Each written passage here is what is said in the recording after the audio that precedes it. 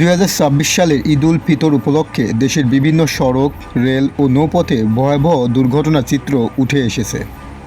১৭ থেকে ২৬শে মার্চ পর্যন্ত ১০ দিনের ঈদযাত্রায় মোট ৩৬২ দুর্ঘটনায় প্রাণ হারিয়েছেন ৩৫১ জন এবং আহত হয়েছেন অন্তত ১,০৪৬ জন।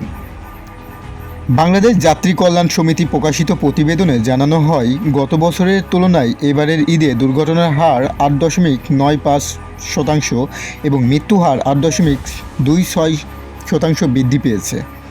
বিশেষ করে মোটরসাইকেল দুর্ঘটনা সবচেয়ে বেশি উদ্বেগজনক হয়ে উঠেছে।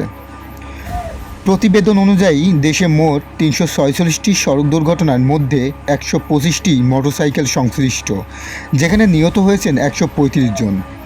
এছাড়া নৌপথে ৮টি দুর্ঘটনায় ৮ জনের মৃত্যু হয়েছে এবং রেলপথেও কয়েকটি প্রাণহানির ঘটনা ঘটেছে।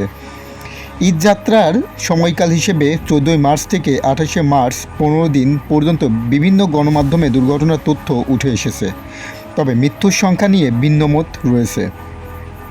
কোথাও ২৭৪ জন, আবার কোথাও ৩৫১ জন মৃত্যুর তথ্য প্রকাশ করা হয়েছে। অন্যদিকে সড়ক পরিবহন ও সেতু মন্ত্রণালয় দাবি করেছে ৩০০ জনের বেশি মৃত্যুর খবর সঠিক নয় এবং এবারের ঈদযাত্রা তুলনামূলক স্বস্তিদায়ক ছিল।